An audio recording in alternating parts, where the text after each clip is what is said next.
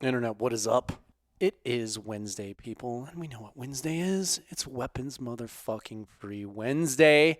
But before we step off on that little adventure, this next episode of the podcast has been brought to you by our awesome friends at Unity Tactical. What is Unity Tactical? Unity Tactical makes all things Switchology and other things too. They make great mounts for optics. They make great furniture to put on your weapon system. But primarily the thing that I'm most excited about in their product line is their Switchology for their weapons-mounted illumination for lights and for lasers. And they make this new product called the Gas Cap, which is a tail cap that incorporates their new switch plug that's a USB-C. Yes, you heard me correctly. It's a switch that has a USB-C connector that's been specially designed to run in their tail cap. I'm really excited about this product. We got hands on it at SHOT Show, got to mess with it. It's awesome. They also have a 4-power magnifier coming out, and they were one of the first companies to do a flip to center magnifier mount, which I absolutely love, because one of the pain points with running a magnifier, for those of you that know, is you either flip it inside, you flip it inboard, you flip it outboard, and each way that it flips when it's hanging off the gun like that out of your way so that you can just acquire your red dot sight without any magnification kind of creates some pain points and some end user issues. Well, they solved all of that by creating a flip to center magnifier mount, and they've got their own FTC, I think it's called the FTC magnifier. They haven't dropped it yet. It's still finishing up its last bit of R&D, but they are going to release it this year in 24, and I'm really excited about it. So go check out all things Unity Tactical at www.unitytactical.com or on the gram at Unity Tactical. All right, people. I wrapped up the business. Let's fucking G-O.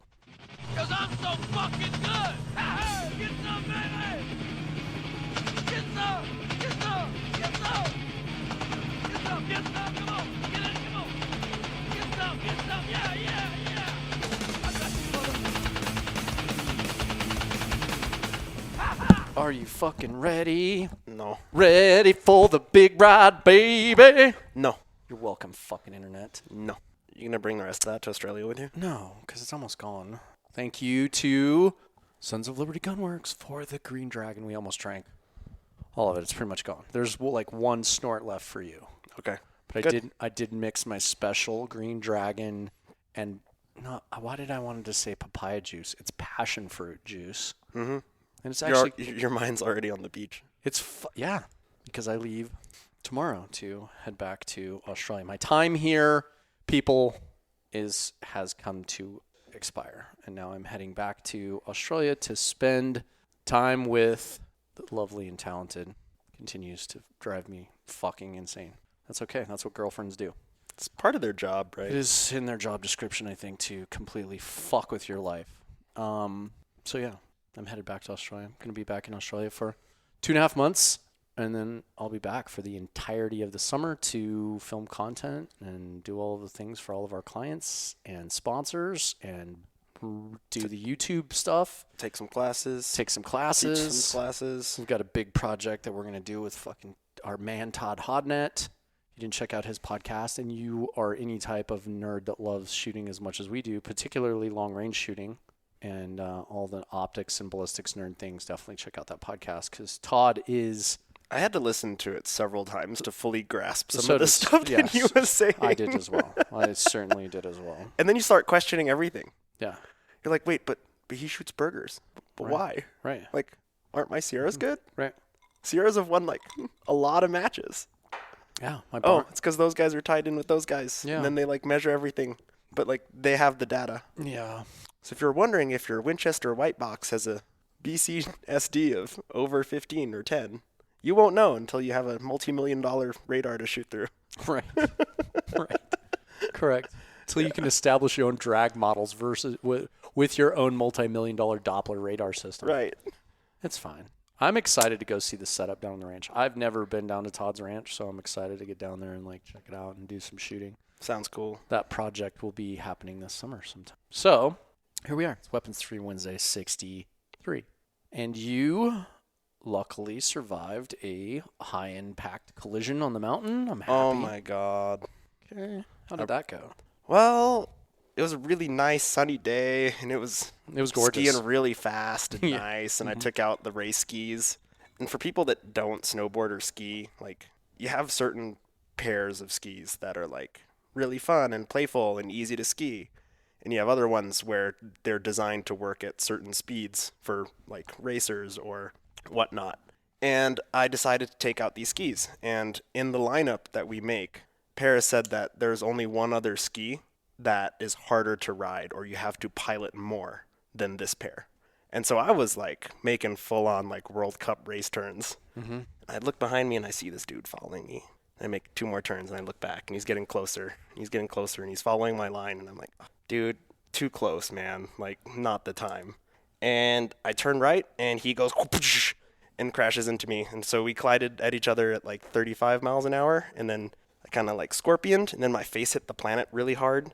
And then I started sliding like down the hill, 50 yards maybe. Yeah. And then stopped. And the guy was like, oh my God, I'm sorry. Was that my fault? And I just looked at him like, I've killed you 5 times in my head already. Mm-hmm. But there's really no point because I can't talk right now because I'm a little winded. And my ribs hurt because I think I cracked a rib. And Yeah. I mean, people die in impacts like that. yeah, or get like incredible. Paralyzed. I was lucky I didn't like hurt myself more on that one. People get paralyzed or dead in impacts like Yeah, that. like you hit someone, then you slide down, then you hit the tree. Your helmet's not going to do much for you there. Yeah. Or just rotational impact. Like people have broken bones from rotational energy. Mm-hmm. And we see it all the time. Yeah. It happens a lot with older women because they're calcium deficient, Yep. which kind of sucks, but like it's a thing. It's Yeah. absolutely a thing. It's why we test bindings and have them release at certain Yeah. Newton. Well, I'm glad that you lived. It sucked. I was really sore for like a week. You've been beat up, crippling. You've been like hobbling your ass around and like more crippled than I am, which is just saying a lot. Yeah, and I feel like Batman where I have to turn my whole body to look at something. Yeah, you've been doing the Batman look where your like neck is like stuck in one place and you have to turn your whole upper body. When What did you say? Why are you making me turn? we were at the grocery store and I'm like, hey man, what do you think? Do you want this particular thing? I can't remember what it was. I think it was like a specific bag of chips that we both love. And I was like, hey, you want these chips? And he like literally had to turn his whole torso because his neck was so fucked up to look at me. And then like bend at the waist to look up at the shelf. Yeah. Yes, correct. Yeah. Good times. Well, I'm glad you lived. Ski season is over. How was your season? I mean, it's not completely It's not over. It's not completely over. There's a little bit left, but I mean, it's climbing. It's It's kind of a crap season. It started off real slow and then it started to pick up, but I don't know. We had a lot of work lined up in, January, February. So I didn't do much. I barely got any backcountry days. So could have been better. Could have been worse. How'd you rate it? 10 being the best season you've ever had, 1 being the worst season you've ever had. Like a hilariously adequate 5. Okay. Like when it was good, those couple weeks, it was really good. But as a whole, it was kind of a mediocre. Yeah, we had a season. really great dump while I was here. It snowed like 56 inches in like 3 or 4 days. And now it's like spring showed up immediately after that storm. And it's been we're in like t-shirts and flip-flops now. Yeah, we are. Like, There's literally, still like 3 feet of snow on the ground outside, but it's warm. Warm in the sun. like I can go outside and sit on the front step. I put it up on Instagram today. I was like, look at me, I'm at the beach because it was so warm. Like I was literally in a t-shirt and no shoes on. Your feet finder post? Yeah. I'm going to start selling feet pics, hopefully. Anyway, we had a great morning I sat on the steps. I drank coffee. I soaked up some sun. We did some filming. Now we're podcasting. Yeah. 'Cause Got some stuff done today. Podcasts will continue to go on as I travel back down under, but YouTube videos we're going to be behind the power curve. We didn't get a chance to get very much YouTube in the can. We did get the sling video done. So sling video is done. Yep. So I'm stoked about that. What is going on in the world? We literally just needed to sit down and get this done because it's going to be our last podcast together until I get back in June. Mm-hmm. So I will be doing Weapons Free Wednesdays El Solo from Down Under like I was before. Guests will continue to flow. We have a good guest list. And speaking of guests, I want to, because Weapons Free Wednesday is always about a good rant, I just want to rant for a second about grown-ass humans. I almost said men, but then I've also had women that also do this similar thing. And it's just it's a fascination as much as it is a huge frustration for me when human beings just can't look at their calendar, push the calendar button, and look at the calendar on your phone and say, this is the day I'm available. This is the time I'm available on that day. Does that work? Because here is the rodeo that I go through. And we have some individuals that, since we've started this podcast, it's been a challenge to chase some humans down that just, and I don't even think it's it's not an intentional thing. It's just, I think in some cases people are just a little bit absent-minded and just a little lackadaisical and just not, like, we're fire breathers over here. We get shit the fuck done. So when I get a hold of a person and I'm like, hey, would you like to be a guest on the podcast? And they're like, yes. I'm like, great. Tell me your availability. Well, what's your availability? Immediately. You're the guest. Immediately. We're accommodating you to come on our show. Fucking immediately, we're starting off the wrong direction. Okay? Like, yes, I'm inviting you to be a guest on the show, so I will accommodate your schedule within reason. I don't like when people immediately bounce back with, well, what's your availability? Because then I'm like, this is how this goes. This is how this dance goes. And it infuriates me. Hey, would you like to be a guest on the podcast? Yes, I would like to be a guest on the podcast. Great. Can you give me your earliest available schedule? And could you please set aside a 2-hour time block? Well, what's your schedule look like? Well, I'm available on Monday, Wednesday, and Friday. No answer. Monday, Wednesday, and Friday go by. Mm-hmm. The following week, hey, if you're still interested in being a guest on the podcast, can we get something booked this week? Oh, yeah, so sorry. I was so busy. Neat fucking story, motherfucker. We're all busy. We're all busy. Guess who's fucking busy? The 2 guys that are fucking running 2 goddamn companies are fucking busy as shit. That's you and I. Yeah. Okay? Everybody's busy. I'm so sick of people being like, oh, sorry, man, I was so busy. Neat fucking story. Well, technically, I'm part of 3 companies. Right. Yeah. Just, just throwing that out there. Yeah, correct. Yes. The podcast didn't release on time. I'm sorry. I was putting fires out somewhere else. Right, correct. Yeah, we were probably... And the podcast is free, so, go tell your God. Yeah, go tell your God. Correct. Okay, so then they're like, oh, I tell them my availability. That week goes by. Then it's the next week. And then here's how it pans out next. Hey, if you're interested, oh, yeah, so sorry, I was just busy. Okay, cool. Well, what does your schedule look like this week? What's your schedule look like?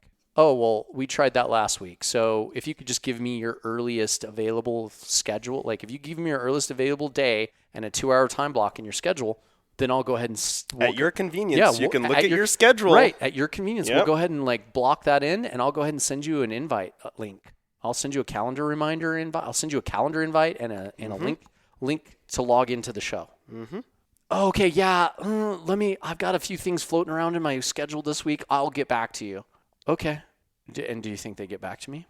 They might get back to you, but there'd be nothing of useful substance in that getting back to you. Correct. Yeah. Yeah. If they do get back to me, it's like, oh, hey, sorry, I forgot all about this. What's your availability? Oh, my availability? Let me How about tomorrow at 2 p.m.? Yeah. Mountain time. Yep. Tomorrow is my availability at 2 p.m. And I'll literally get this email and respond back to it same business day. Same working day. Same 8-hour block. I'll get an email that says, oh, well, what's your availability again? Okay, cool. Tomorrow, 2 p.m. Mountain Standard Time. Nothing. Nothing back. Nothing back. And then it goes on and on like that.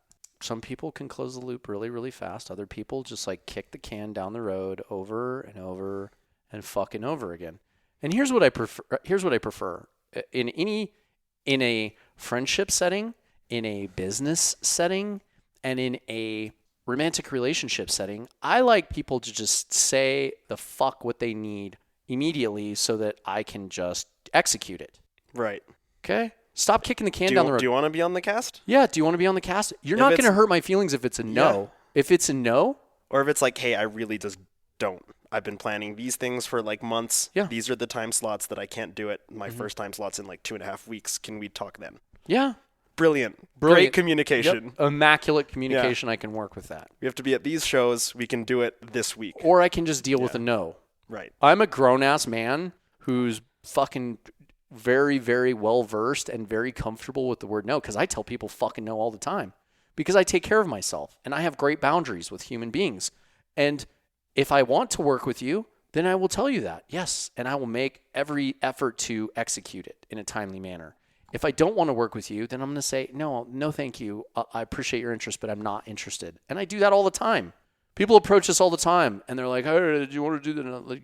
Do you want to promote this fucking stupid shit for us? No, I don't. I only promote quality shit that I really like and believe in. whether it comes like gear. No, we're not a Leviathan group shill that does Sonoran Desert Institute and Holosun ad reads. Right. You know? Sorry, Mike Jones. Go fuck yourself. I mean, great. I hope they pay you a lot of money, bro. Right. I hope they pay you a lot of money. But seriously, like we only take on clients currently that we actually believe in. Or have a personal connection to. Or we like their gear and equipment because we've been using it for years. Right. Okay? Are Unity friends of ours? Yes, I love everyone at Unity. Great folks. They are fucking awesome people. They're really nice people. But they also make good gear that I've been using for a really long time, like a decade. I've been using fucking Unity shit for a decade. Mm-hmm. I've been using SNS shit over a decade. Mm-hmm. I've been using Barnes over a decade. Sierra. Like the guy's got a good laugh at SHOT Show because I'm like, yeah, I've killed humans with these bullets and I've killed animals with these bullets. You guys make really great bullets. I love your shit. They love that. They got a great laugh out of it. But it's true. I've literally killed humans and animals with their products and believe in their products and know how well their products work and how they're just, it's a good product. I like good products. I like top tier shit. I'm a bougie bitch. Yep. Absolutely. In my market vertical, I drive Ferraris. I drive Lamborghinis. I drive Porsches. I don't fuck around with Fiats and fucking Volkswagens. Like, that's not me. So if you're a Volkswagen company... Yeah, but if you're a cooler like me, you'd be driving like Paganis and... Yes, fucking Gordon Master. Murray's. Yes, who's the other one that we really love that we... Koenigsegg. Yeah, Koenigsegg. Yes. Big youngster. Yeah. He's great. Christian. Yeah, they make really fucking amazing vehicles. He built that shit out of his garage. Yeah. He's an engineer savant. But yeah, I like quality shit, and I like people that can like execute. I don't like people that kick the can down the road. Like, we went to SHOT Show, we had this, good, and this is how SHOT Show goes every year. There's usually like a 10% weed out of humans that you meet with them and you like, want to work with them and you pitch them and they're like, yeah, that sounds great. We'd love to do that. Yes, we're going to do that. Yep. Get a hold of us after the show.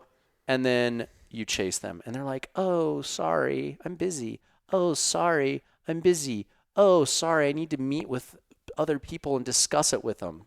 And that goes on and on and on. Like, let me just tell you something, people. I've been in this fucking industry over 20 years. If you try and slow roll me and be like, I got to talk to my boss, and then 3 weeks later I check in with you and you're like, oh, sorry, still didn't have that meeting. Give me another 3 weeks. You're slow rolling me until I lose interest in you because you're too big of a pussy to just be like, hey, I'm sorry, we're not interested, which is what I prefer because then I don't waste my time chasing you for months and months and months and months. So, yeah. So, one, if you don't want to work on anything, just say so. I appreciate that. I'm good with no. If you do want to work on something, Mike fucking Mahalski, just look at your goddamn fucking calendar and be like, yes, bro, this is the date and time that works for me. Okay? Because guess what? I already interviewed Clark Kernut and Brian Cook at BC Precision about your 6mm Max jerk-off project. And they are fucking amazing dudes, and they have a quality product, and they're gonna do great things. It's the next big. It is the next bullet. I think that it has the potential to replace the 5.56. It's the only cartridge that has that potential. Yeah, it does everything you want out of both 5.56 and 308 for the most part. And they're going to be on the podcast. And guess what? We recorded them before you, and they were happy that they beat you to the podcast. Okay, Carlo, get your fucking boy. And make him sit down, make his ADHD ass sit down and look at his calendar, okay? Yes, Mike, I called you the fuck out because I'm tired of waiting on you and I'm tired of you kicking the can down the road. That whole segment was dedicated to Sons of Liberty Gunworks and Mike Mahalski. Stop fucking off and book a goddamn slot. Okay. If you're fans of Sons of Liberty, which we are. We love this shit. Just to be clear. Yeah, I love this shit. We had a great conversation with them. Love all those dudes. They gave us fucking goddamn a bottle of liquor. Mm-hmm. Shout out to Philip and Bernie. You guys are fucking rad dudes. I love you guys. Go to the Suns page and tell them that you want them on the Lone Element podcast. Yeah. Go to their Instagram and be like, why isn't Mike on Lone Element podcast yet? Tell them to stop fucking up. Okay? Go haze the fuck out of them. I'm taking your leash off. Go haze them. But in all seriousness, the Sons of Liberty, like, great, phenomenal dudes. Yeah, absolutely. And they make a spectacular rifle. And they're spearheading the 6mm Max, which I'm super stoked to talk about. Just find a time slot. Okay, Mike? All right. Sermon ended. All right. So What do you think about this Mike Tyson, Jake Paul situation? I mean, like, the little kid in me or, like, the actual, like... Both. Give me both. Little kid in you says what? Little kid in me just wants to see Mike Tyson beat the ever-living shit out of that punk. Like, no holds barred, bite his ear off, punch his face in, knock him out again. I'd love to see that. Like, personally. I think that would be really great entertainment. However, the other part of me is, I agree with Marcus somewhat that it's, like, it's not great for the fighting sport. Ooh, what was his position on it? In terms of, like, dude, if you win, you beat up an old retired legend. And if you lose, you lost to an old retired legend. Yeah, it's kind of a no-win. It's like a no-win for him, right? And then for Mike Tyson, it's the same. Like, dude, if you lose, bro, Mike Tyson, you lost to that dickhead, right? Right. It's kind of a lose-lose in terms of, like, progressing the sport and having that sportsmanship and having a fair fight for the most part. Yeah. It's an exhibition match, like, bro. Here's what I think. I think it's not above board. I think that they're friends, and I think that it's clear because of the promotion that's going on Jake's Both page. of their pages. Well, and I mean, let me put this out there. I like Jake Paul. I like what he's doing. I like the fact that, like, the internet was like, you're a fucking fake, you're this, you're a YouTuber, you're this, blah blah, and he has fucking gone headfirst into the sport and just is now. It's his thing, and he is now every bit of a professional fighter, and he works his ass off, and he's fucking knocked out some not small talent. Like, he's fucking put some dudes to sleep that are fucking super credible. And realistically, like, the Fury fight, like, that dude is at the top of his game, and it went to decision, and, like, I don't know, like, it was a fantastic fight.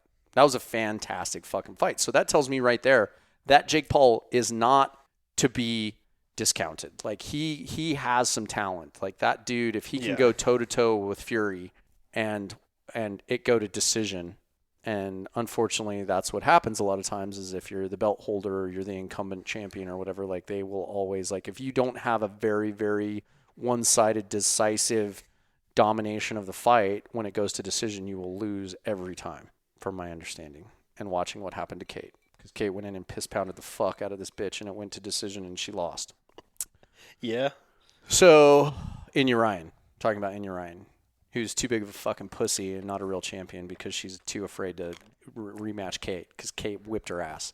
That bitch's eye was swelling shut before she even got out of the ring, and then she didn't post anything on Instagram forever because Kate swelled her eyes shut. She didn't want to see how fucking beat up she was. That's the game you play. Yeah. And a lot of the Asian fighters don't give a shit. They're like, look at my face. It's all fucked up. Kate doesn't give a fuck. She'll put her fucked up face on, like, Instagram. I filmed her, like, the day after a fight. I'm like, baby, you look ragged. And she's like, I know. Have you seen the craze of the dickheads that are, like, giving themselves cauliflower ear to make themselves look tough when they've never been in a fight? Oh, God. Is that a thing? Yeah. It's kind of like wearing no. Black Rifle coffee t-shirts, right? That's fucking good. That's solid gold right there. That's solid gold. Look at me. I'm an operator. Mm-hmm. Look at me. I fight. Look at my Jack Carr hat and my Black Rifle shirt. I'm fucking tough. And my GBRS flannel. Yeah, right. Jesus, fuck. Don't even get me started. You want to hear some ranting, Jake? Goddamn.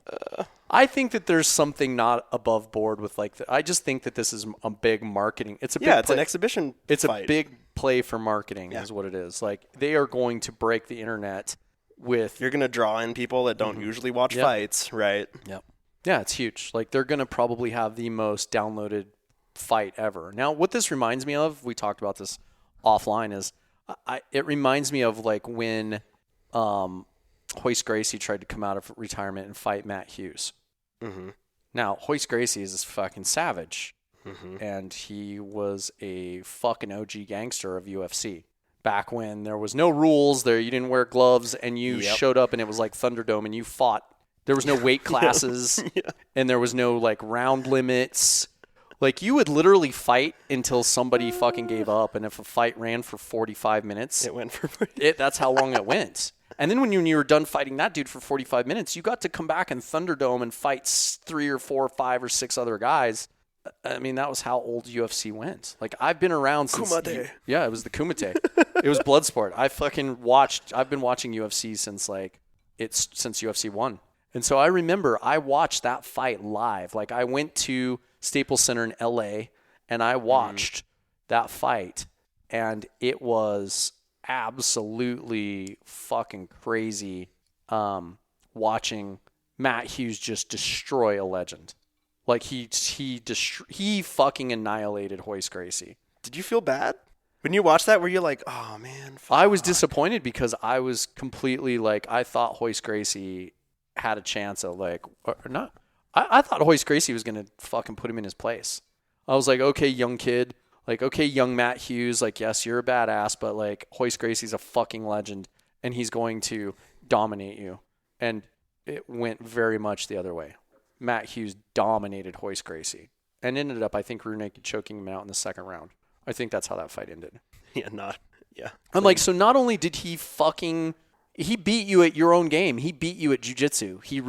I'm pretty sure he rear naked choked him. He beat the shit out of him and then rear naked choked him in the second round. And I'm like, oh, wow, he beat you. And that was where I kind of like was really, I really woke up to like how much the sport had evolved in terms of technique and training and ferocity. I'm like, holy shit.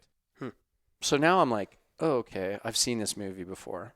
I'm like, yeah, is Mike Tyson an absolute savage motherfucker? Is he 57 and still, like, watching him hit pads, I'm like, dear fucking God. Yeah.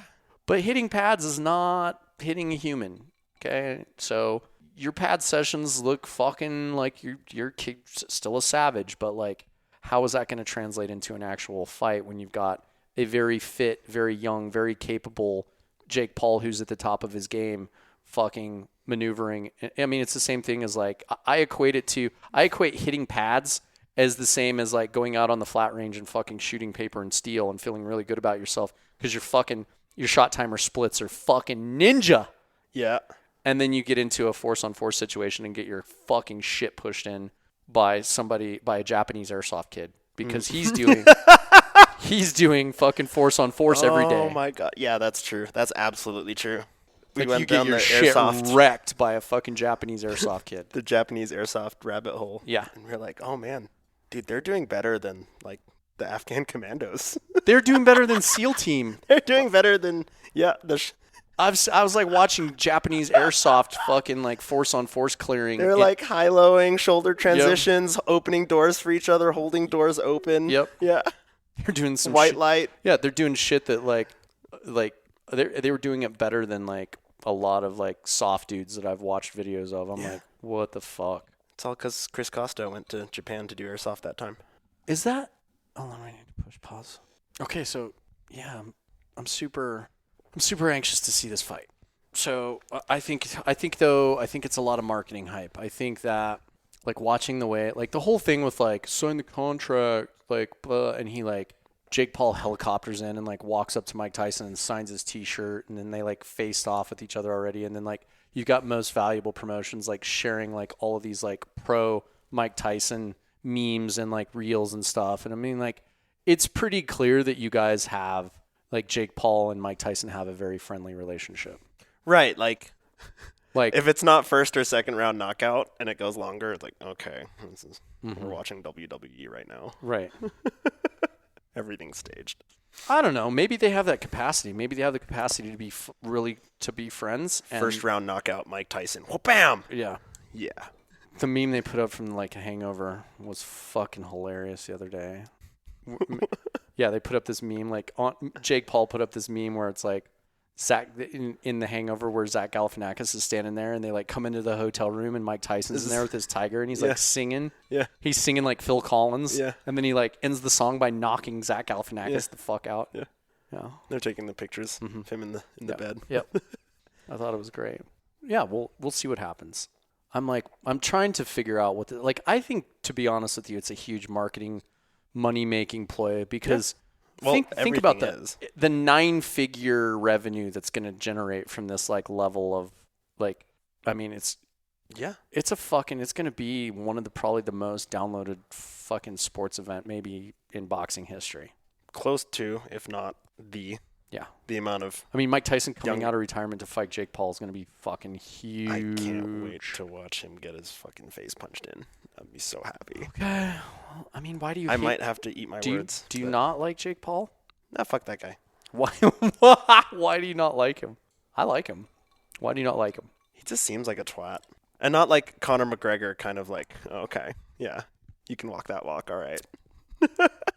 I think he Just can... like, shut I up, thi- YouTube. I think he can walk that walk because Shut up, millennial. he has... You're just dating the what's her name?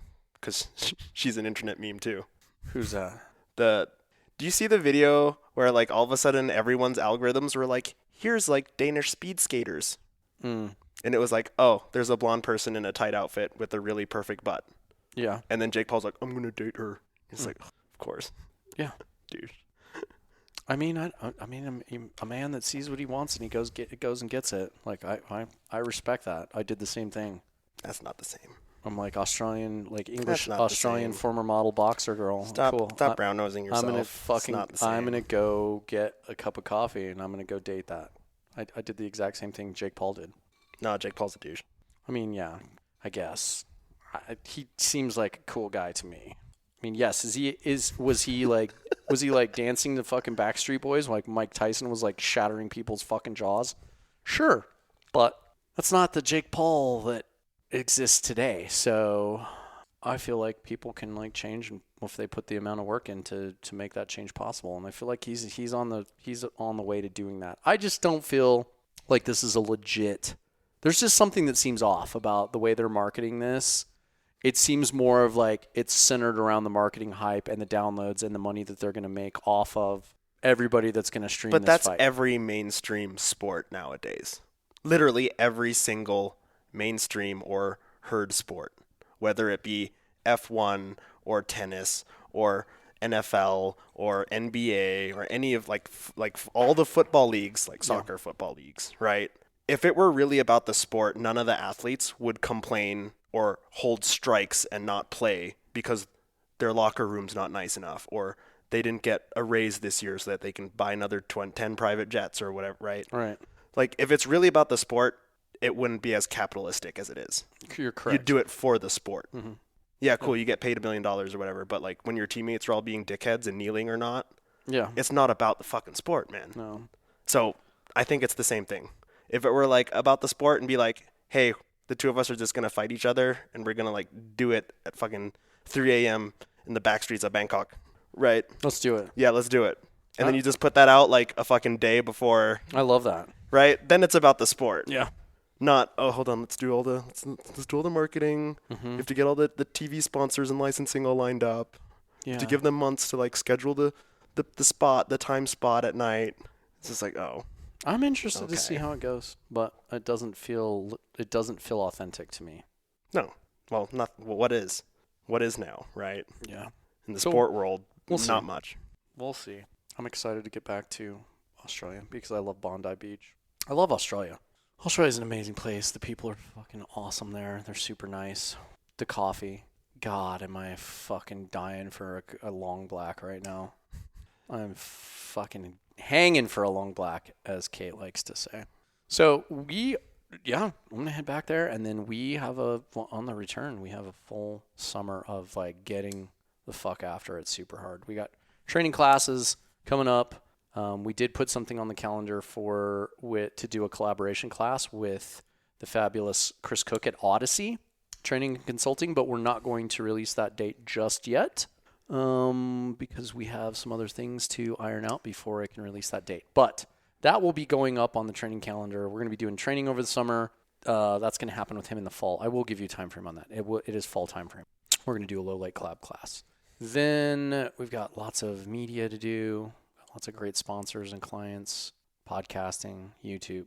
We've figured out that YouTube is going to have to become a GunTube channel by looking at our analytics. Analytics don't lie, people. And as much as I wanted to have a multi-adventure channel encompassing all of the things that I love, from hunting to outdoor gear to camping to overlanding to, yes, of course, guns and training, nobody loves watching podcast stuff. Nobody loves our outdoor content. Nobody loves, like, the only thing that we are getting, and not small, like, attention on as our gun content. So we're just gonna And that might change again in the future. Yeah. With like if people ask for it again. yeah Or in our following's like, oh, they actually do outdoor stuff too. we'll But see. For now, For it now, seems like everybody loves GunTube. everyone wants to be Grand Thumb. Right. I mean, I don't want to be Grand Thumb, but we. Well, no, definitely- everyone wants your media to be Grand Thumb. Right. Correct. So we're gonna give the people what they want, and we're gonna try and grow the channel out. So all of that will be happening this summer. But yeah, good adventures. What else did we have to talk about besides on this wonderful episode of Weapons Free Wednesday? What else were we gonna? Oh, a 3-year saga came to an end when you finally got your LMT This is true. built, Well, it's not done, but it's shootable, which is a big step. which is really a big step for LMT owners if you don't know. Yeah. Yeah. LMTs are like hen's teeth to try and get. And Well, certain ones are. Yeah. Well, I mean, they're like Knight's Armament. They make really amazing weapons, and they are primarily focused on government contracts, whether it's here or internationally. Foreign or domestic. Yep. And that's where they put their focus, and they make a really amazing product, as we found out when you got it put together and got it built, and we went out and took it on its Virgin cruise yesterday. That saga started before COVID, or like right as COVID started kicking off. Well, I remember when they you were had, buying like- parts. Mm-hmm. You've been like piecemealing parts for a while. Yeah. I started with the upper because I was like, oh my god, they finally did it, right? They made a longer M-LOK upper, and so I bought one, and then I didn't fully realize what I'd committed to, but I was like, oh my god, I got a unicorn upper. Like I don't know how many of these exist, and then I was like, oh, I need to buy all the other parts now, and turns out like AR-10s are not the same as AR-15s. Nothing's cheap. Well, nothing that's good and works is cheap. Correct. Let's say that first. Or widely available. Right, especially if they're proprietary systems like LMT is, or Knights is, or HKs are, or Seekins, right? All of that. And so it was getting the upper and then getting the right barrel, sold another barrel, picked up another barrel, got a lower, got all the parts that I needed for the lower. Like LMT had no lower parts kits available. And so you could buy the Forever. you could buy the individual like pins and springs off their website, but they didn't have like a parts kit in a baggie with everything you needed until like a year ago or like 2 years ago. I was like, oh Jesus, okay. But then finally got all the parts and sent it off to D. Wilson, who's a genius with machining an LMT, and he did the Cerakote on it. D. Wilson. I chose D. Wilson because he works on LMTs, and he's in Colorado, and he's right there. He Yeah. was very quick about it. He was quick about it. Except he fucking sent our stickers back. Eh. I don't understand that. What did he say? You texted him. What did he say about that? He was like, oh, I remember that. That was all he said. I think it was attached to the paperwork, and they never ripped it off the paperwork, so the paperwork just got sent right back to us. But it's okay. It shoots really you know what I'm well. going to do is I'm going to get him on as a guest on the podcast. I think that'd be hilarious. And then I'm going to haze the fuck out of him about it. I'm going to be like, why did you send my fucking stickers back, you dummy? You know, Engineers things. being fucking engineers. But he does great work. He does amazing work. And then we shot it the other day, and it was about as good as we would expect it to be, which is leaps and bounds above a lot of other things on the market. Yeah, because we've had a go around with 3 30 cal guns this year. Yep. We started off with my DD5 V3, which is a 16-inch 308 Daniel Defense, which Daniel sent to me because they're my homies. And Full disclosure. I love those fuckers. And I've loved them for years, even before Lucas Botkin started paying attention to them. Fuck you, Lucas. Anyway, He's like the Jake Paul of the gun world. he is kind of, yeah, for sure. No. Actually, Jake Paul's way cooler because he actually gets in the ring and fights people. Yeah, but Lucas doesn't do shit. Jake Paul probably anti-gun. I don't know. Don't quote me on that, but I feel like he would be anti-gun. I'm going to find out. I'm going to fucking find out. I'm going to get a hold of him and find out. I don't need a gun. I'll just fight with my fist. You know what? I'm going to get him on the podcast. That's what I'm going to do. I just won't edit it. Yeah. Oh no, the file got corrupted. The Your DD. DD. Yep. It shot like hot trash. Absolutely. We put 7 different types of ammo in it. It would not group anything better than like 4 MOA. With all types of ammo. Yeah. Pretty much. And I Like shot some really quality stuff. M118 LR. Yep. Like actual M118 LR. Black Hills match. Hornady match. HSM burger loads. Yep. Hunting. Winchester soft point. M80 ball. All of it was trash. Yeah. Would not group, so I sent it back. Mm-hmm. They have not gotten it back to me. So something must actually be wrong with it. Something was Right? definitely fucked up with it because normally, like, Because your other rebuild they turned it really quick. was like a week. Yeah, they turned it in a week. Like they had it for a week. Yeah, they had it for a week, and they fixed it, and they sent it right back. This gun, Hasn't come back yet. I haven't even heard anything. Right. Normally, they'll send you an email update. Yeah. Let you know what's going on. Haven't got it. Then we had our Minions fucking ADM, his brand new ADM, American Defense Manufacturing. that he was super proud of. And he was like, look at my ADM. It's so awesome. Dot, dot, dot, dot, dot. And we're like, okay. And I'd be stoked too if I got a new gun. and we fucked around with it, and it was also monumentally disappointing because it would not feed very well. No. It wasn't a cycling issue. It was I mean, it had cycling issues. from a lockback bolt, it would not Chamber. go into battery. Yeah, it would not chamber and battery properly. So It was accurate. The Criterion barrel is shooting really accurately, but Yeah. there's something with that chamber that doesn't like some types of ammo, and 3 of the types of ammo we had all had that problem. yeah, because we also put Black Hills. we put Hornady, Black Hills, and M80 ball through that gun as well, Yep. and it didn't like anything. It would not go into battery on all of those rounds. Right. It was kind of like having a bolt gun, Mm-hmm. which is really annoying. Yeah, and it grouped what? Which one did it group the best? The Black Hills. Yeah. Yeah. So the It was- Criterion it was barrel, MOA. the great Criterion barrel shot MOA, but it would not. It was not chambering from a lockback position. You'd throw a new magazine in, Yep. and it would bolt would not go into battery. It would stop like in half inch before it would seat fully Yes. and rotate.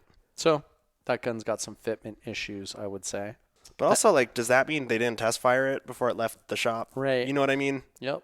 You brought Because that it up. was the first round. Mm-hmm. Kshunk. Oh, not in battery. Yep. Bang. Bang. Dead trigger. Why? Oh, not in battery. Correct. Tap rack. Oh, double feed. Yes. Correct. And this is not an inexpensive gun. This No. is a $3,500 gun. Yeah. Which is the same cost as buying an LMT or an HK417 or a Seekins SP10. And like ADM makes great mounts, and I know their small frame guns run really well, and people have said really good things about their large frame, but in this sample size of one, we didn't see it. Yeah, it was not running well. I would highly recommend our Minions send that back to the factory. Or like put another 100 rounds through it and see if it really is break-in or something, or it's just having a tight match chamber. Yeah, do But that. Do that. I would send it back. Yeah, take some match ammo, throw it in some magazines, see if it runs. Yep. See if it groups. See if you can get it running consistently. If there's a stoppage or 2 or 3 per mag like it was, then I Mhm. would definitely send it back. Yeah. And then we built And then my LMT got finished. we built that, and we took it to the range. Yep. And did it have fitment issues? No. Correct. Did it have feeding issues from an open bolt position? Absolutely not. Did the open bolt position glide like butter when we pushed the ambi controls? Yes. Yeah. And did that thing fucking group like a house on fire? Yes, with multiple different lots of ammo. Yes, it did. It was shooting MOA with It was like It was shooting MOA, sub MOA with both lots of match ammo. We put the Hornady and the Black Hills in it. The only thing it hated was the M80 ball. But that M80 ball, I think that M80 balls is trash. it is trash. Yeah. Because it has not grouped in any of the guns that we've put it in. Right. And who knows where it's from? Yeah, How long I mean, it it's was been sitting there. It was given to me. It's definitely not U.S. M80 ball. It's like fucking Czechoslovakian M80 ball. or like South American Yeah, something. it's like it's Yeah. it's some garbage 308. It's that I would- absolutely. Yep. Yeah, it was like machine gun ammo that was thrown in boxes and given to me. Mhm. And it is shooting like dog shit. Well, maybe one gun will eventually. It'll be like a surplus FAL that'll love that ammo. Or It'll something, be, yeah, it'll be right? something stupid. But yeah, the LMT. Only thing not stock about it, I did swap the gas tube, That's true. which is what Joe at LMT at SHOT Show told me to do Mhm. when I asked him about tuning it for a suppressor. Yeah. He told me to go to Black River Tactical and go down their simple drop-down menu and get the suppressed gas tube. And I will say, swapping that out and running a Nomad on a 16-inch 308, it was gassed absolutely perfectly. Yeah, I mean, she It was ejecting to Yep. 4 or 5 o'clock, consistently. consistently locked back all the time. It was great. Yeah. I can't say anything like, much better about No. how that gun's performing. I mean, So far. it shot nice and soft. Yeah. I mean, for a 308. .308s will let you know they're there for sure. But it shot soft for a 308, and it grouped beautifully. It's an accurate gun. Mm-hmm. Shout out to Spaghetti Gun for letting us use your fucking Vortex. That thing has come in super, super handy. We've like used that as like our test scope on all of our grouping exercises. Because, trying to group something with a red dot at 100 doesn't really test Yeah.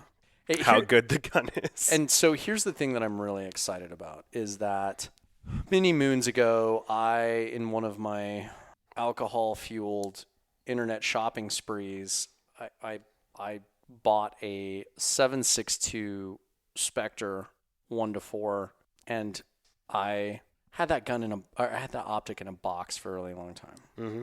And I didn't do anything with it for a really long time. Then I put it on my 300 blackout for a while. I don't know. There was just something off about that optic that I just couldn't get on board with it for the longest time. And then we built this, Block 3 Mark 18-ish 10.5 clone that I have. Yeah. And we threw it on there and we fucked around with it. And the more I played with it and the more I just like dry fired with it and did presentation drills and like magazine exchange drills and lots of dry fire with it, the more I realized, I kind of do really like this optic. Like, it's actually a really good optic. I really like this optic. The 1-power is really nice. The 1-power is beautiful on so this thing. flat. The reticle's great. Illumination. Yeah. Dot's bright. Yep. Dot lasts a long time. Yeah, and it's a BDC reticle. But the problem with it, the way I bought it, because I originally was like I said, it was an alcohol impulse buy purchase. Like I was like, I'll put this on my 300 blackout because I was like, it's a 30 cal reticle. And I wasn't thinking about like what it's actually. Which 30 cal it's supposed to be 30 cal that for. it's actually cammed for, which is 147 grain M80 ball out of a 20-inch barrel because that's what the Canadians shoot. Yep. Because it's a Canadian optic. Elcan Spectre. Yeah. Elcan Spectre is a Canadian optic. The optic itself is beautiful. It's durable. I mean, Elcan is like the fucking Canadian Trijicon. They're Absolutely. yeah, durable. They're tested. Yeah, about as tested as the ACOGs, pretty much. And SOCOM bought those to replace the ACOGs, and so they're still using them. They're still in service. My problem is that I just couldn't find a platform that I liked it on, and we tried to battle rifle it up and put it on the DD, and it wasn't doing what I wanted it to do. Part of that was because that gun was not grouping, and so I was frustrated with it. I couldn't really decide if I liked it on that platform or not. Well, in case you didn't know this, the trajectory of a 147 grain 30 caliber bullet and the trajectory of a 77 grain 5.56 because of muzzle velocity are very similar. And so, in case you didn't know this, you can sometimes use a 77 grain 5.56 on a 308 BDC. 308 BDC. And it's within a couple inches, Yep. whether it's 147s or 168s. Yeah. So what I did is I took that optic and I put it on my 10.5 build, and I went out and I tried to proof it. And it fell off. The BDC fell off at 300.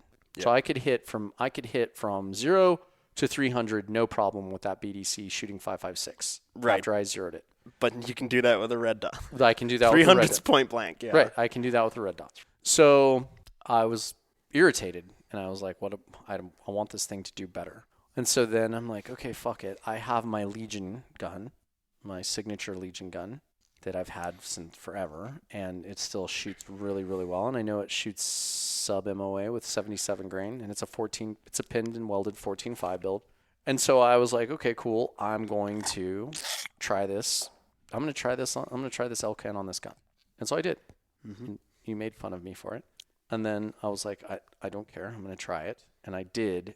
And I zeroed it. And then the BDC lined up because I confirmed it on steel from 100 all the way out to 600. Yep. And I got second and third round hits at 600 because of just holding top third left edge, because I think there was a little wind up there on the side of the mountain. But you were holding dead on at 6, and that just wasn't enough elevation, so you had to move it to the top of the plate. Yeah, right? so I held top third left edge, and I got 2 rounds in a row to hit steel. So I maxed out the BDC, because the BDC goes from 100 to 600.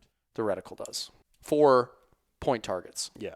on a AR platform. Now, it also has subtensions under that, 7, 800, 900, 1,000 for machine guns. So yeah, if you where want it's just a big circle.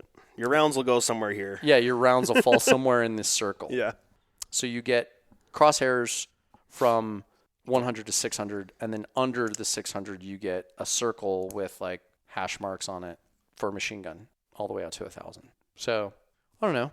You're keeping it. We can play around with it, but I really loved how it functioned and worked on that build and on that gun, and I love the fact that I put some Black Hill 77 in there, and the subtensions lined up perfectly. Yeah.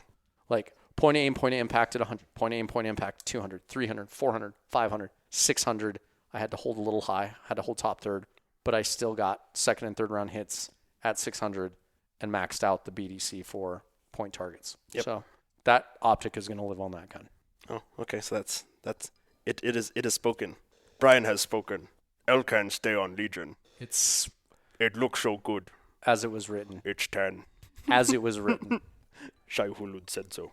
Stilgar said so. So, yeah, so we had some good range sessions. And then, funny enough, we also had an issue with the 10.5 build. Like, I threw my shorty K-can on there. 5.56 K-can, AAC K-can, went on my shorty build because we're waiting for other cans to come out of NFA prison to be announced later. And I shot this, and it did not. My group actually opened up. So I had this 10.5 build. It was shooting MOA with M855, 62 grain M855. I then put this can on it, and the group opened up to like 2.5 minutes. Yep. And I was like, "What the fuck, Richard?" So I came up, basically looked at you, and I was like, "If it doesn't shoot MOA, it's not getting glass. It's getting a red dot." Which is actually kind of like how it should be, Like if you can't get a gun to shoot minute and a half with good ammo and a good piece of glass. What good is seeing your target if the gun can't put the bullets where Right. your target is? Correct. Yeah. What good is being able to see the target if your bullets aren't going to get there anyway? So like put a red dot on it. So I put the red dot on my shorty gun, put an EOTech with a Unity magnifier or Unity flip magnifier. It's an EOTech magnifier. It's a 3-power magnifier, but it's a Unity flip to center mount, fast mount. And I ran that, and it zeroed up perfectly with the 7.62 can on there. So I put my 7.62 AAC can. Yeah, the short can goes on the longer gun, and the longer, bigger can goes on the shorter gun. Yeah, the world was just telling you what had to be done. Yeah, well, I did that, and my groups went back down to sub-minute groups with M855 by just putting the 7.62 can on it. I've never experienced that before. You and I have talked about it. Like I've never experienced putting a can on the gun and the accuracy, like something's touching something that shouldn't be touching something, I think. Yeah, so I'm like, that's the only thing I can think of when you're swapping from a 5.56 to a 30 cal can and you have more free bore around the bullet. Something's like, we need to get a bore alignment rod and check that short can with that gun and see. Is my guess. It was not. The group opened and it was gross, and I was like, oh.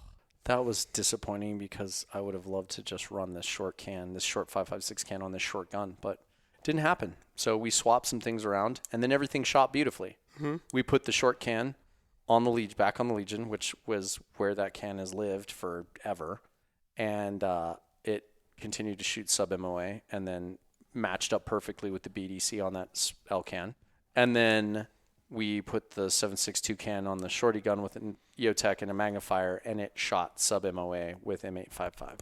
And then your gun, your LMT, shot. So we had... And those are 10-shot groups. Yeah. The LMT were sub-MOA. Yeah, sub-MOA 10-shot group with Black Hills. So we had a really great range sesh. It was amazing. It was the kind that dreams are made of, where you just go there and everything goes right. Everything zeroes up beautifully. No wind. Gorgeous day. It was awesome. Just a few Fudds. Mm-hmm. Not too many. No, not too many. Oh, God, except for the day that we went. The day before. Was it the day or 2 days before we went to the range? The guy that's notoriously Fudd. This older gentleman. Jesus. Oh, pink Ruger guy. He had a anodized pink Ruger, and I didn't even question him. But this old dude shows up, and he's got his pink Ruger. His anodized pink Ruger AR, and he shows up. And he sees us getting out of the car. And, like, if you guys haven't watched my YouTube video where I talk about, like, minute of mil-spec, I think it's the minute of mil-spec video. I think it's, like, the landing video on the YouTube page where I'm talking shit about, like, the people that show up at the gun shop and say the most stupid shit that you've ever heard of. And, like, how those people will also show up to the gun range. We had that. We experienced that with this guy. And he gets out of the vehicle and he's like, oh, is that a suppressor? Oh, man, that's cool. But, like, you know what? I don't want to register anything with the U.S. government. And I was like, okay, well, have you ever bought guns and have them transferred on a Form 4? Or 4473. Yeah, 4473. Because if you have, the U.S. government know you're registered and you're going. They know every single firearms transaction you have made because it is in their system. It's in their when system. they do your background check. Right. So if you've ever bought guns and used a 4473 to transfer that gun, guess what? The government, There's a list. There's a list. And so I was like, oh, I asked him that. I'm like, have you ever bought a gun from a gun store? Oh yeah, of course. Oh, and I didn't really go down the line there. And then I was like, well, have you ever done taxes? Yeah, of course I do my taxes. Okay, well then, guess what? Then the ATF and the IRS already know every single thing about you that they need to know. So, and then he just stood there with like a real weird look on his face. And I proceeded to break contact and go set up my gear to shoot. And then, of course, he comes up and he's like, walking back and forth between the benches before he's even set his stuff up yet. Like, he threw his stuff on his bench, and then he walked up and down the line looking at everybody's stuff and is like making comments about everybody's stuff. And then comes back up to me and is like, oh, yeah, that looks like a really good setup. And then proceeds to sit there and, like, hover over me while I'm trying to zero. Then he fucks off and he goes and sets up his shit. Oh, no, first he puts his target up in the wrong lane. Yeah, he put his target up in the wrong lane. Yeah, at 25 yards. At 25 yards. And then says, hey, guys, like, I put my target really too far away. Keep in mind, he's got a red dot. It was a Holosun. You can say it. He's got a Holosun on a pink, and I'm not shitting you people, a pink anodized Ruger AR-15. Yeah, can I move my target closer? I'm not even hitting paper. I'm not even hitting the paper. At 25, he's not hitting paper. Like, all 5 dudes on the line all turn and, like, glare at this motherfucker. Yeah, all of us were like, you're that guy right now. So I'm like, yeah, we cool. just got cold. Mm-hmm. We've shot 2 rounds downrange, and you want to go cold again because you're too stupid to put your target in the right place, and then you not hitting paper. Correct. Yeah, just to make that clear. Which, let me just help some people out, because I know our knowledge is not all the same. Okay, if this is you and you're the guy that's doing like that, you're the guy. Okay, you're this guy because your knowledge base just isn't there, and you've showed up and you've called the range cold to put your target out, and then you've called the range hot, and then you shoot a few rounds and you realize that you're not on fucking paper. And here's why this is bad. At this particular gun range and this club, if you remember, you can go in like there's 60 power Vortex spotting scopes for you to use. Yep. There's like 6 of them in the members shack. So you just go in there, get a spotting scope. They're all up on tripods already. They're all attached to tripods already. All you have to have covers and caps on them. All you have to do is take that out to your bench, extend the legs, adjust it to where your eye can see, set the power, set the mag, set all the things. Focus it, put it on your target, and now you got a 60 power spotting scope looking at your target. He could have done that. But he was like, nope, guys, can we just go cold? Can we move the target closer? Then he moves it within 10 yards. And then here's what he does. He moves it within 10 yards. And then he shoots one of the shittiest groups I've ever seen on the biggest. It was the diamond-shaped bullseyes. And it was like your DD group at 100, but at 10 yards. At 10 yards. It was like a 4M. This dude shot a 4 MOA group. Minute of barn door. Minute of barn door on a fucking target 10 yards away and was point to aim, point to impact. He zeroed that gun, probably shot a 4 MOA group, point to aim, point to impact at 10 yards, and then the dude just ghosts. He shot a bit at like the 200-yard steel and then shot it off the fucking target. He ruined it for everyone. He shot the 200-yard plate off. Oh. Because he's obviously hitting way the fuck high. He's hitting the straps and the bolts. He blew the straps off. Yeah. Yeah, that's right. He blew the straps off the 200-yard steel and then proceeded, after he dropped the steel at 200, to fucking pack his little pink gun up and then left. And then left his fucking target out there for us to pick up for him. Yep. Not the fuck how it's done. Like, you can call range cold because you fucked up twice, but you can't call range cold to go pick up and clean up your target. This is the kind of dickheads that give everyone in the shooting industry a bad name. Yeah. And piss the fuck off people like us that have been shooting our whole lives and know how the fuck shit's done. Yeah. And first of all, I mean, well, not first of all, like 42nd of all, like, you don't fucking zero a gun at 10 yards. You don't shoot a 4 MOA group on paper at 10 and call it a 0. What the fuck is that? Like, why? The man had a pink Ruger and a Holosun. What do you really expect out of him? And he also told me that he wouldn't buy a suppressor because he didn't want to be registered with the government. Yeah. Even though he's obviously, like, and this dude was, like, in his late 60s. Like, he was gray hair, he was an older fella and just... And I've seen him around before. Like, he's a longtime resident of the Valley, and he's a repeat offender. He's a FUD, okay? He's a FUD. If you're a FUD, you can change yourself. You can just get executed. You could get not executed. That's Well, the yeah, you point. could do that, too. You could succumb to Darwinism. You know, you could get educated, is what I was trying to say, and you could watch a lot of YouTube videos. You could maybe ask people that are there to help you. I don't know. Maybe put your fucking pride in your pocket. Like the young kid that was there. Yeah, the young kid that was there was awesome yesterday, Yeah. where he was like, hey, man, I don't have hardly any experience with ARs. This is my first AR. Help? Can you please help me? Yeah, He this is asked what you- I'm seeing. He asked you for help, right? Yeah. Yeah, and you helped him. He was like, hey, I'm seeing this. What could it be? And I was like, well, I don't know. Let's, like, watch you shoot a group, see how you're doing, and, like, oh, is your barrel profile thin? Because if you're shooting 10, 15-round strings, it'll, like, move on you sometimes, right? Because I think his stringing was going left. He was, like, center punching, and then the rounds are trickling to the left. And it was like, cool, one, slow down. Had someone else shoot a group, like Ben, his friend, that shooting experience came by. He shot a group, confirmed everything, and then I helped him get sighted in for 200-yard mark at 200 on paper. Oh, good. And after that, he was hitting at 400. And this is a Ruger or a SIG AR with... It was a Ruger. It was a Ruger with a Vortex PST Gen 2, 1-6. Yep. So great optic choice, you know. For a beginner, Yeah. Like, great for that. Like, most experienced shooters won't even spend the $600 or $800 to get a PST Gen 2. Right. This kid did, right? So what I liked about him is he asked for help. He looked around himself and he was like, hey, can somebody help me? I'm stuck. Yeah. Can somebody help me? They seem to know what they're doing. Yep. Can you help? And we were like, yeah, dude, totally. I love it when people ask for help. Yeah. I'm happy to help people. I would have even helped the fucking idiot If he had asked. if he would have asked. Correct. I'd been But, like, yeah. I don't know, old white men can be stubborn. I would have been like, first of all, bro, why are you sporting a fucking pink anodized gun? Let's talk about that. Is this your wife's gun? Because if it's your wife's Is gun, it why for your daughter? Is it? yeah, why the fuck isn't your wife or daughter out here shooting it and getting it zeroed? Too, and like, if it's, you know, for your wife or daughter, are you really so cheap that you'd put a communist optic onto? Yeah, correct. Don't buy Holosun, people. Okay? Do not do it. If you haven't seen that article by Vermilion News, you should go read it. Yeah. We put it out to our patrons. Yep. There's a lot of good information. Lucas posted it. A bunch of other people posted it. It's good info. They do a good job. Yep.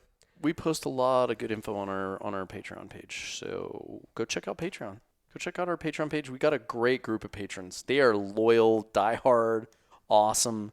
We had some new people sign up on the free link, and I'm just like, okay, well, apparently we're going to have to sort that out. But I don't know why Patreon even started doing that, but they started offering like free sign up criteria. So like you can sign up for free. I mean, so I think we're going to make some adjustments to the Patreon page soon, but we have a super core group of people over there. Go sign up. Go get on it. You'll enjoy it. We have lots of good exclusive content that goes out on that page. Okay, what are we at? Boom, minute and 8. Or I'm sorry, hour and 8. Not a minute and 8, hour and 8. I think that wraps it up. So I will see you when I get back in June. And in the meantime, if anyone needs me, I will be at Bondi Beach, running around with my ridiculously hot girlfriend. Okay, that wraps it up. I hope you guys enjoyed wherever you're at on the globe, because we have people in all the other countries following us and downloading us. Thank you so much. We appreciate you guys, and look forward to the next episode of the Lone and Open Podcast. Until then, enjoy your week. Peace. Goodbye. Anyone who runs is a VC. Anyone who stands still is a well-disciplined VC.